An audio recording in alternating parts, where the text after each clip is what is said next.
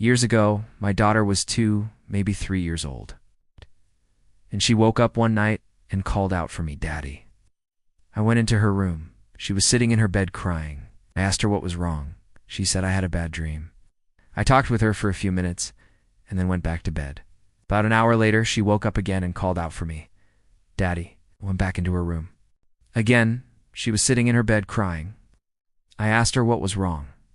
She said I had a bad dream. I talked with her for a few minutes and then went back to bed. This happened a third time. And when I went in there, I could see that she was scared of something.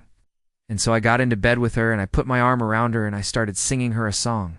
And after I had been singing for a few minutes, she looked up at me and she said, "You're not my daddy."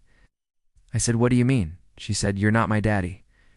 You're actually a tall man in the middle of the night." Then she started screaming and crying even more. I held her for a few minutes until she calmed down, and then she fell back asleep. Now, this may sound like a funny story, but I want you to hear what it teaches us in the scripture. 1 Samuel chapter 3, verses 1 to 10. As a child, Samuel heard a voice at night. Samuel. He thought it was Eli, the priest.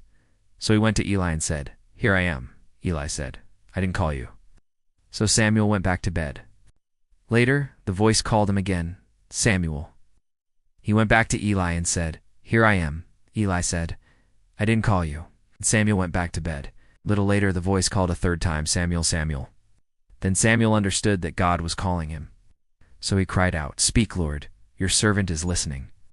When Samuel learned to listen to God, everything changed. God spoke to him and gave him special instructions about the future. And Samuel became one of the greatest prophets of God in Israel. Sometimes God will call us and speak to us before we learn to listen. The key is to keep our hearts and minds open to hear his voice. If we'll do that, he will help us through our fears and our problems. God often speaks, but we aren't always ready to hear. Our problem is not that God won't speak, but that we don't always listen. Are you listening to what God is saying to you today?